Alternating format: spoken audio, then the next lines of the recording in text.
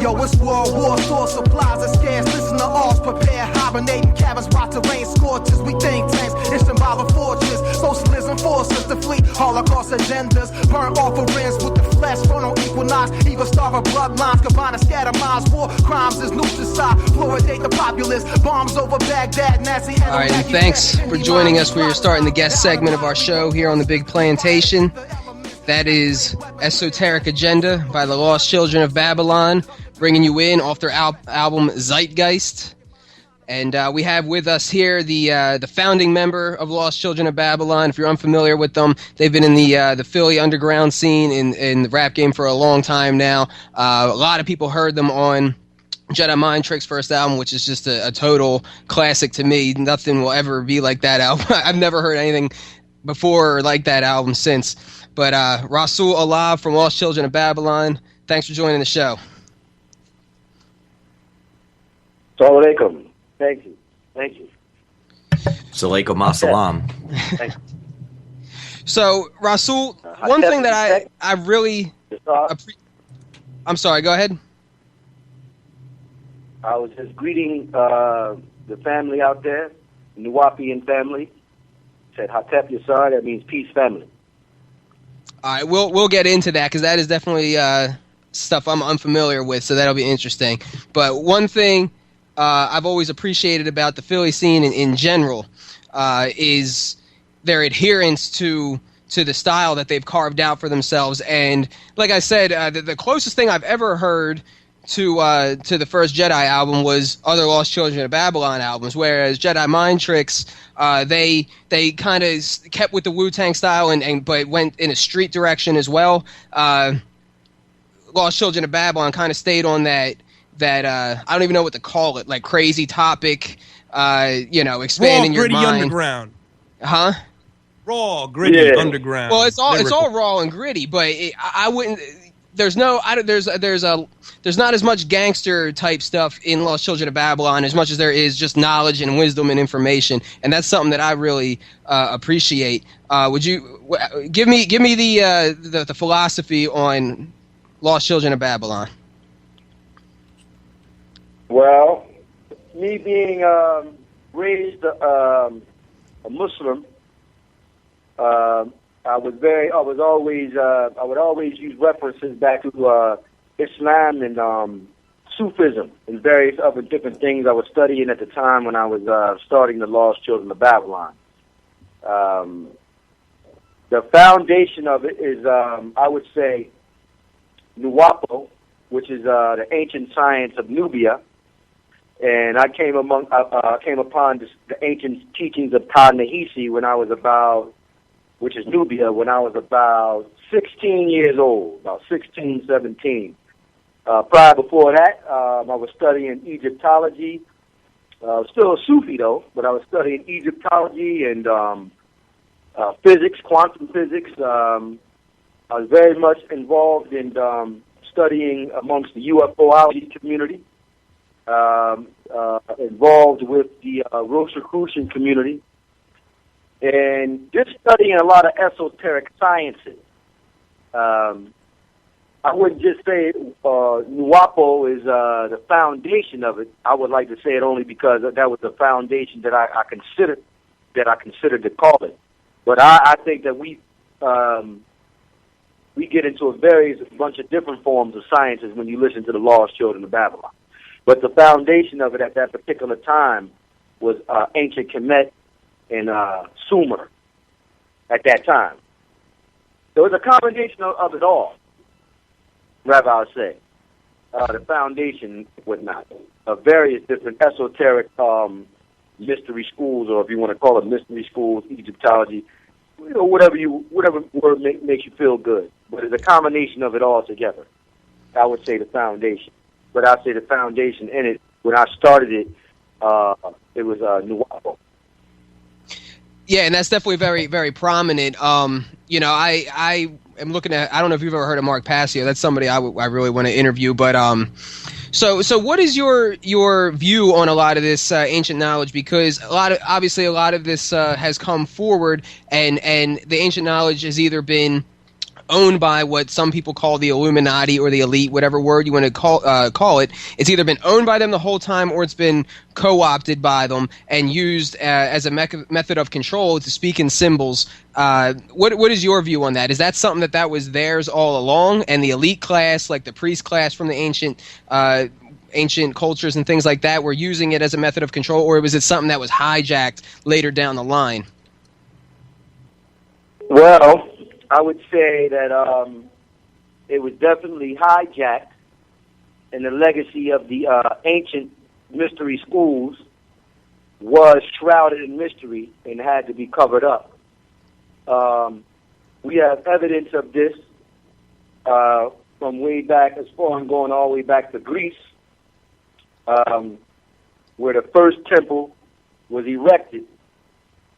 Amongst them. Now, when I say first temple, I'm not talking about the temples of Waset and Karnak and the various temples down in Egypt, near Aswan. What I'm talking about is the Library of Alexandria, is where the Greeks came upon and compiled information about ancient Amare, or ancient Kemet, Rabbi would say. Now, when you go down the line, after the Greeks was overthrown by the Romans, right, there was a time period where the Romans were trying to study and understand what the Greeks was trying to teach at the time. Remember, they come from out of the Greek, the Romans do. And at one time, the Romans was going to destroy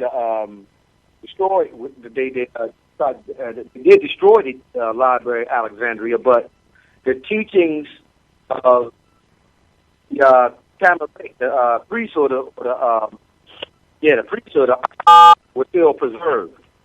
Okay, now we get down into the 6th century after the Rome was defeated by the Semitic people, or the Arabs. The Arabs came into Egypt and began to translate the Greek into the Syriac language. Okay? And the Syriac language is composed of Aramaic and Arabia, and Coptic, also the Sabian language, and the Cushitic languages. These is where the histories was kind of shrouded in mystery in those languages. Okay. So yes, so when the Arabs took got the information from out of Alexandria, they preserved it in their language. So when you get all the way up into the Renaissance era and the Christian era, and you get to the Crusade, is where the Knights of Templar was coming into Jerusalem, and they were doing, they conquered the Holy Land, and they wasn't too familiar with Al-Islam, so they started to learn the Arabic language, and they started to learn the different terms of the mystery school. You understand? Y'all understand what I'm saying?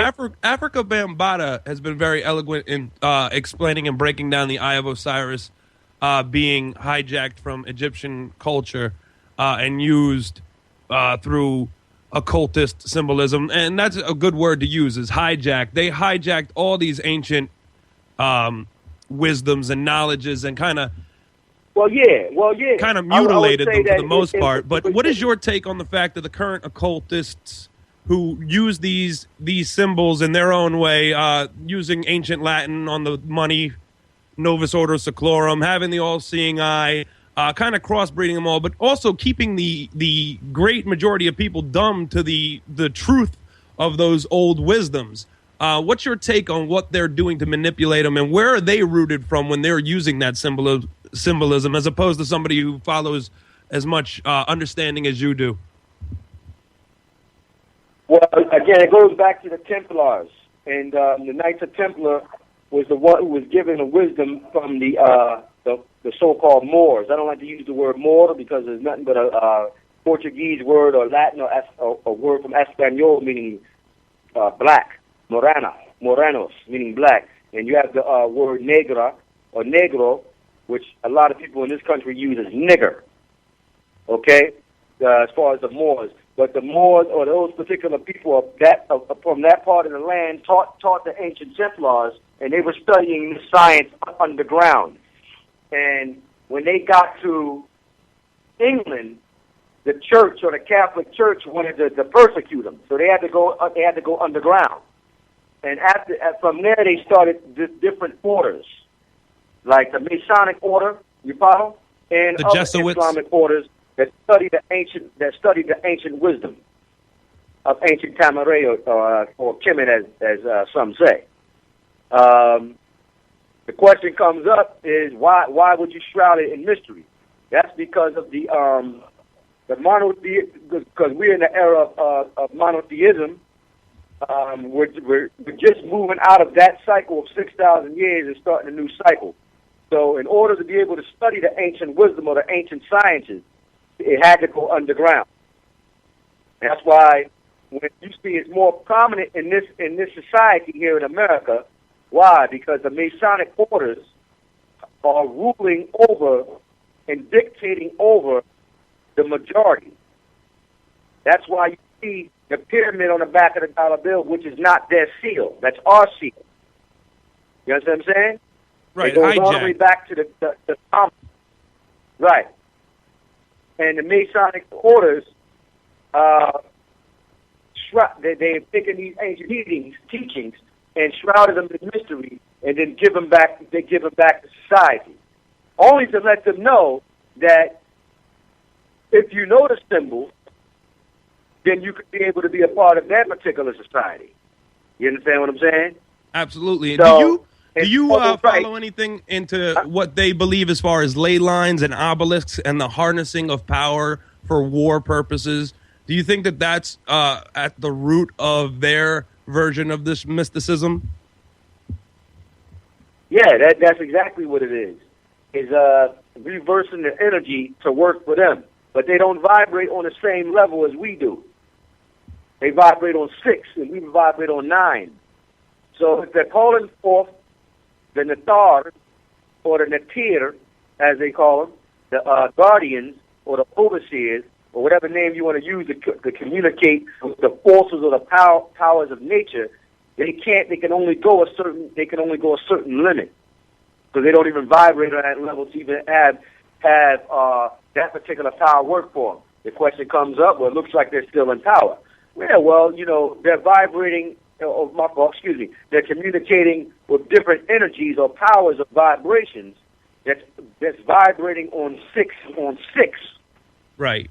And now, in order to keep the masses of people from knowing their true divine soul or spirit, they've gone through great lengths to silence that communicator, which is the pineal gland, which is also representative in a lot of ancient wisdom as the pine cone shape within Egypt writings and whatnot. What do you see happening right now to keep people dumbed down from knowing this in the great majority of people? I mean, obviously, there's the fluoride. Go ahead. Right. Well, I would say this. I would say that all things have been revealed, and there's nothing that they can do now to stop, because their cycle was up. They was only given 6,000 years to rule.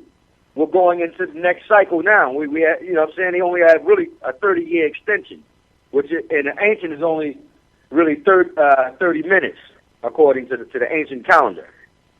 So we're in the hereafter now, 6,000 years later. Why do I say that? Because they say out of their own mouths that they go back to 6,000 years, or 4,400 years, which is the record or the recording of their Bible, or which starts with the Torah. You understand what I'm saying? Which means law, or the 5 books of Moses. That's where they start. They start. You understand? So they only been given 6,000 years to rule. So we passed 6,000 years. Here we are in 2014 HA, here after 6,000 years. So all light is so the light is being rekindled now inside of all of them. So you're seeing a mass awakening amongst people. You don't think it's a coincidence. People are waking up now because the time is right. That is correct. Nature has a divine plan, and we can't escape it because it's already been recorded. You understand what I mean? Absolutely. And as a fellow artist, I know I use my music personally to try to bring people towards those frames of thought and thinking, just to get the gears going so somebody can think for themselves. And you obviously do the same with your music. What do you have coming up on the horizon musically? And I'm certain that it'll continue to be on that enlightening tip. But what do you got coming up? So I got my album coming out. It's called Hard or Heru, or Haru, the Last Pharaoh, Rise of the Shemsu, or Hard, right? And then I got the single dropping in like 2-3 weeks. Also, we're going to be working on another Lost Children of Babylon album. Nice. So, yeah. What's the time frame on that Lost Children? Probably like in like probably like the fall 2014, like the fall. We would love to carry Lost Children of Babylon here on FBRN Radio, because that's what we're about, is conscious music, and you guys are definitely forefront runners. Yeah, no problem. You guys got it. Whatever y'all need, I got you. Awesome, I appreciate that. And so, kind of switching gears a little bit, I want to get into obviously, I mean, and that's my favorite album so far is the Zeitgeist one. How do you feel about the whole Venus Project, about that whole line of solutions? You know, there was a lot of Peter Joseph samples in there, and I personally feel that there's a lot of good intent. I think technology can and will be a big factor in changing our situation and being able to self-govern, be able to provide for ourselves. But some of the other things, like economically, I definitely don't agree with Peter Joseph. How do you feel about the whole Venus project? I think it's a great dream, great idea. I think it's ahead of its time. I don't see nothing like that coming until we have a catastrophic event or something like that. Nothing like that is going to be able to work in this industrial society now. I mean, we have all the things to do it, but it's because of human behavior is that we won't move into solar powered cars or cars that run off electricity. You know, where though you could use water instead of gasoline and various different things. These are all subject matters that we can utilize in the future. To try to implement that in this society today is going to take a long time. One of the reasons why is because everything is based off of capital, and they make money off of drilling planet Earth, mining fossil fuels. I would say that our planet is infatuated with fossil fuels, or oil, as they would say. Absolutely, and you know, I think that's part of the whole planned obsolescence point that the Zeitgeist film drives home, because the truth of the matter is that we have no need to monopolize on oil. Hemp can do what oil can do, hemp oil. And we have many forms of alternative energy. We have thorium, we have cold fusion, we have free energy from Tesla that he discovered in his time that has been used by the government. We have Tesla coils. We have all kinds of things. So the thing that I'm not assuming you, but the thing I think Peter Joseph gets wrong with that is that he calls that capitalism when it's corporations using government to create laws that prohibit those other energies from getting out, and that's fascism. Yeah. Well, again, yeah, it is. I mean, again, it goes back to the mind frames of us as the human race. You know, we have to make a lot of big decisions. I mean, we should be making them now because the earth in itself is changing for the worse, not for the better. So I would say that, that the ideology of alternative energy can be implemented, but maybe 25 years down the line. But we may not even be here 25 years, because like I just told you, the ancient prophecy says that really we only got 30 more years. Gotcha. Well, we have 4 minutes. We've got 4 minutes left before the break. I want to give you the floor, and if you could just tell people, one, where to get your music, where can they find out more about Lost Children of Babylon, and if you just want to take the floor on any topics that you think are especially pressing at this point. Yeah, well, make sure you guys go to lclbproduction.com for all information on the Lost Children of Babylon, and if you want to pick up any of our albums, there's a link on there you can go to. I would say to everybody who's listening to watch for the first eclipse, which should be coming up, of the moon. April 15th. April 15th, I'm sorry. Yeah, that is April 15th. It's on this Tuesday. 15th. This is referred to as the four blood moons, a prophecy in the Old Testament, and the ancient astrologers all around the world know that when these four prophecies take place, it will be a drastic change or some kind of event that will change the earth or change the event of the earth, and it's for the best.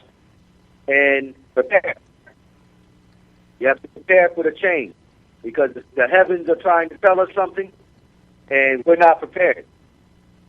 So watch for the four blood moons.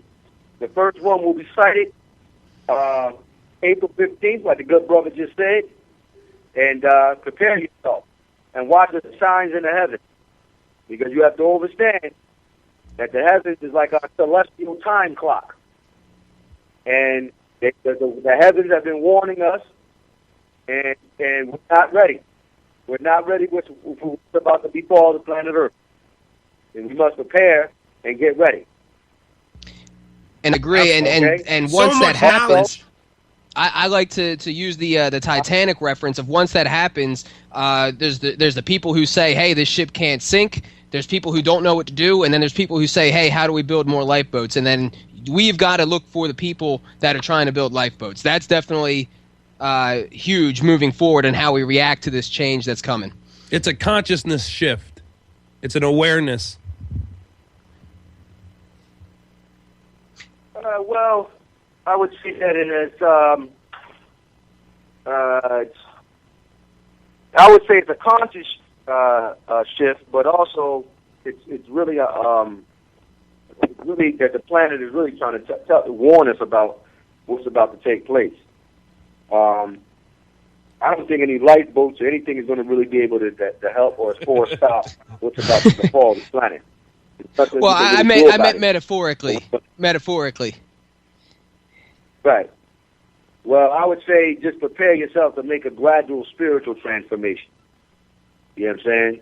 Doesn't matter if you're a Christian, Muslim, or Jew, or a kinetologist, or if you study the Metu Neter or books on Wu Nuwap or whatever. Just prepare for the natural. Just prepare for the natural change. You know what I mean? And we have to get ready. It's not a game. This is real stuff. Absolutely. Well, Razul, that was awesome. We definitely look forward to adding Lost Children of Babylon to our music folder here and playing it for everybody. Thanks a lot for your time, and we'll be checking out the new album. Peace be the mission. All right, my good brothers. Peace. Peace.